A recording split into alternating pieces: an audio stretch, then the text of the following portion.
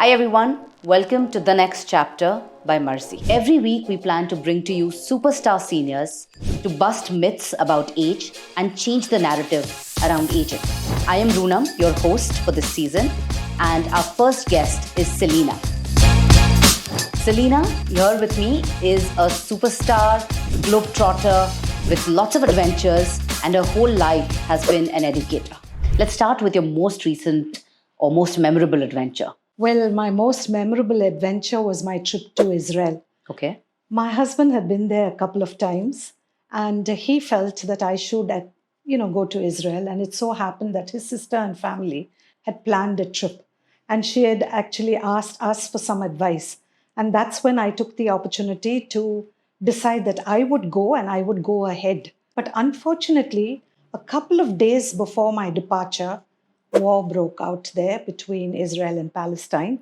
So my sister-in-law was a bit, not very certain whether she would make the trip. However, I got on the plane and I landed in Israel. And then I went around wherever I wanted to go. You went to Israel alone? Yes, I went to Israel alone. So I had already planned out the route. So I went, of course, I walked around Bethlehem and then I went to Jerusalem. And that was just a short distance away. And when I was in Jerusalem in the marketplace, I sat at a cafe, I had a snack, and I walked away. And then I started getting these panic calls from home. And it was then that I realized that Jerusalem was hit. And I was there, but I didn't feel the impact at all. So Jerusalem was hit where you were? Yes, I was. A few moments ago? Yes, Wow. Just maybe I would have missed it by about less than 5 minutes. And I went back to the hotel and I got such a big hug from all at the reception because they were glad to see me alive. Of course. Because every time I checked out, I had to tell them exactly where I was going because they would, it wasn't very safe. And the 4 days went by. I went to Masada, I went to Jericho, I went to the Last Supper room. I went everywhere except to Hebron because, the war was intense there. Then I get this call from my sister-in-law saying they are not coming, which meant an additional 4.5 days alone. Of being alone. And no money, nowhere to stay. And then she called up saying that their booking at Haifa was, in any case, they could not get any kind of a refund. So she wanted me to go and stay in Haifa. So there I was in a cab heading towards Haifa. And I just loved that place because, she had organized, she had contacted some travel agency who would take her to places. So I was visiting places for the second time over. And the guide that they provided didn't know much at all about the places that they took us to. Oh, no. So I landed up telling people about where they had to go and if they wanted to buy souvenirs or whatever to do. And it was great. So you were the tour guide? More or less the unpaid tour guide, Right. but who knew more about the geography of the place than the others. And I had such a lovely experience floating on the Dead Sea. But, oh wow, you floated on the Dead Sea. What was Yes. that like? It was, I don't swim. Okay. So when people assured me that I will not drown, it took me a little, courage to get into a sea. So I went there and it was something that I don't think I will ever forget. Well, you clearly have a lot of courage because you went into this situation all by yourself. Weren't you scared? No, I wasn't. In fact, there were strangers who would come and hug me on the road and say, thank you for being with us at this time. Wow. And I was wondering what they meant. And I would try to come out of the hotel and look up and I would see all these aircraft flying around. And I knew that bombs were being dropped somewhere, someplace. And Wow. there was such a rush, especially at Haifa, because people were all heading to the airport. To return. Yeah, but I didn't think of coming a day earlier. I would have loved to stay longer. Wow, that sounds like to me, would have been a very, very scary adventure. But, great on you. Would you like to share another travel story, perhaps? Yes, my trip to South Africa, when we went to a Lions Park in Johannesburg, where you're allowed to, actually stroke the lions. And the lions are all roaming around, and if you are taken in a cage, and inside the park, it was a great feel, to get so close to a lion. And they must have been about say 4 to 6 months old. Say they're not huge Fully lions. grown, yeah. The fully grown ones are roaming all over. And there was an occasion when a whole lot of them, were literally at the window of our vehicle, but Wow. there was no scare as such. But when we went into Kruger National Park, we were very lucky to witness a kill, a lion getting after a buffalo. Of course, it was a bloody sight, My but then God. that is the natural world.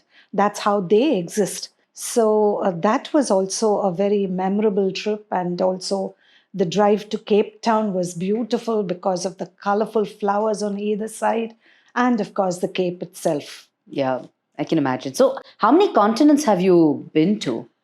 Oh, well, I've been to Europe, quite a bit in Europe. Prague, my favorite place. Rome is another place. And New Zealand, Yeah. down south. That is also, especially my visit to the Christchurch University. And thereafter, we were taken close by to Mount Cook. And there was this huge setup of, where we could look through the telescope at the sky. And what we saw through that telescope was something amazing. And it reminded me of what Pythagoras and Plato used to talk about the music in the spheres. And looking at the snow capped mountain and the freezing cold, that was all wonderful. Another experience was when I went to Cape Breton, that was in Canada, and we went to Peggy's Cove, and there is a pillar, and when the sun sets, the shadow falls on the sea, and that's exactly where the Swiss airline went down. And that was also the point where about 300 bodies from the Titanic were washed ashore. And the visit to the Wow. Titanic Museum also was so wonderful. And Wow. as I said, I can't swim. And I went to the Andamans with a few children from school. And the instructor insisted that I go down scuba diving. And I said, oh, no, not for me. But, he insisted. He said, just follow instructions. And being a teacher, You're good I at that. realized that following instructions was absolutely imperative. So I went down. And as I was the vice principal of the school, I think he took me for a longer and it was so beautiful, and it was amazing how the sun's rays come right down. Yeah. And whatever you see, the bright red fish and the bottle green fish is what caught my eye, the octopus. Yeah. And everything about the underwater scene was far more beautiful than whatever I've seen above. Yeah. So It's a that whole new was- world out Yes, there, right? My yes. husband's a scuba diver too, and he has very similar stories and experiences to tell. So maybe one day You must I'll go. also Even if you don't know to swim, you can still go. Oh, I'm a It's great swimmer. Okay. It's a wonderful place, really, to Nice. visit. Amazing. But I mean, while you do have a lot of travel stories and a lot of adventure, and we've been in touch recently, I understand that you're a very, very busy person, very hard to get hold of. So I'd love to hear what else occupies your time. What else are you busy with? Well, I reach out to students online and offline. So I take IB classes, IGCSE, A levels, both online and offline. And sometimes I have to wake up at 4:30 in the morning because I have a class starting at 5:30 in the morning on 2 days in the week. Wow. Otherwise, my classes start at 3 o'clock and they go until about 9:30. And I write poems, I write short stories. So I intend to publish my book of poems. I've just about crossed 50, and 50 was the target. So I Nice. think I'm ready to go ahead and, think of a good publisher to Lovely. get that going. So we look forward to seeing this book in the Yes, flesh. And I know that we'd love to host some of your stories on the Marzi website because we are looking at building content by the elders and, for the seniors as well.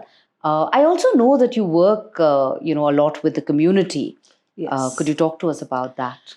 Yes, I have been visiting rehabs And I have been asked to talk to parents Okay. because, sometimes parents don't believe that the rehab can work. But you see, the rehab will work only if the person admitted is, open to change and has confidence in himself. There is a 65% chance of recovery. And I think the home front needs more understanding and assurance. And the guys I've met in the rehab are intellectuals. Can you talk to us about what kind of rehab you're talking about? Where there are alcoholics and drug, And these are kids. they are both. You have teenagers to very Teenagers. old men. Oh, I've wow. even interacted with a retired person from the army there. So, and of course, he keeps to himself.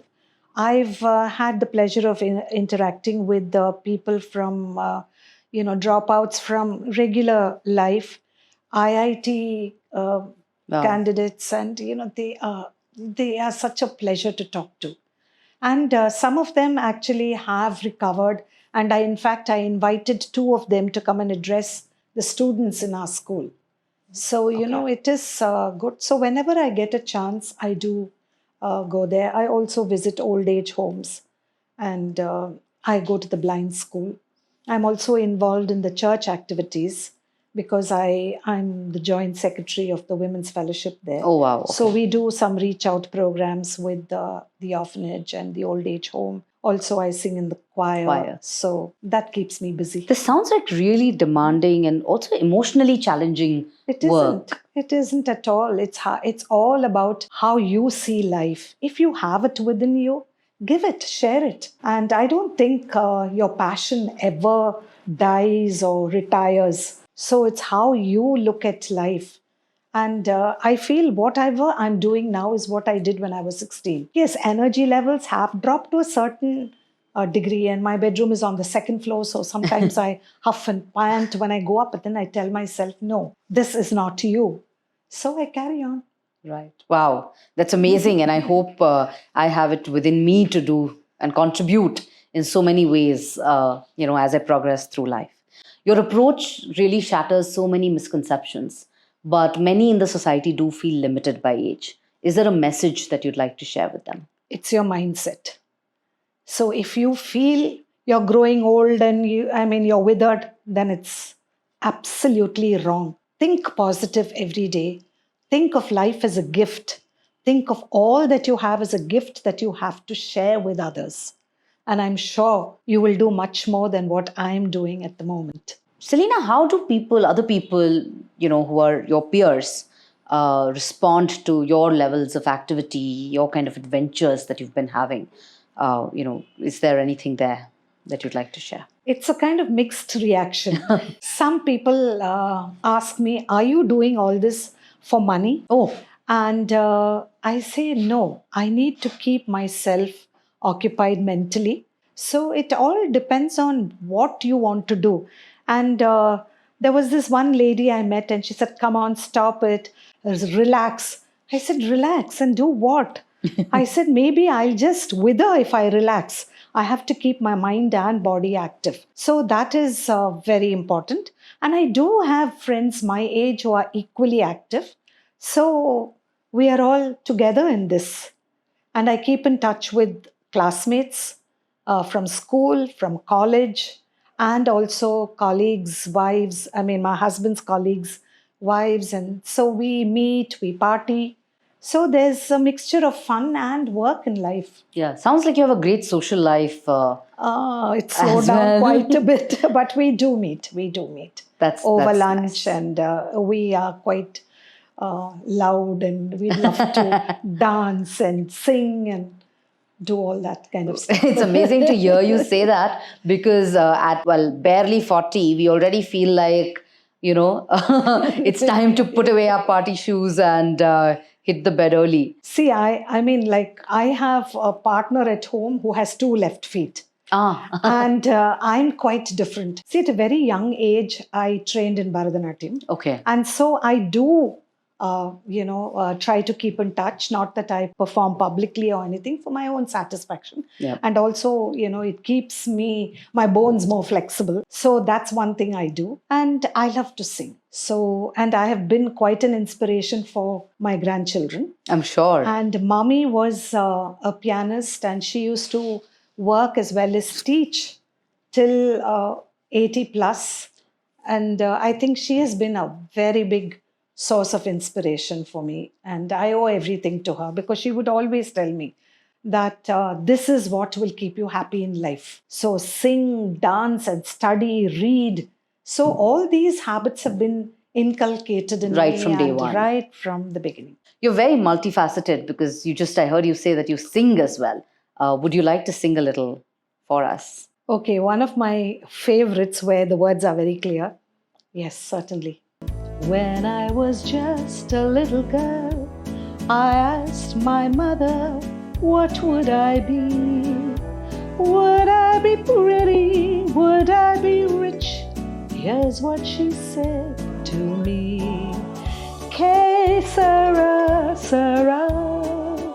Whatever will be, will be. The future's not ours to see. Que sera, sera. What will be, will be. Lovely. That was really beautiful. I wish I could also ask you to do a little bit of dance for me, but I guess that's pushing it. Thank you for listening to us. We'll be back next week with another superstar and more senior stories.